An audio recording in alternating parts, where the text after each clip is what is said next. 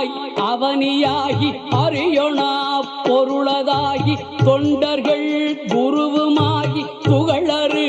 தெய்வமாகி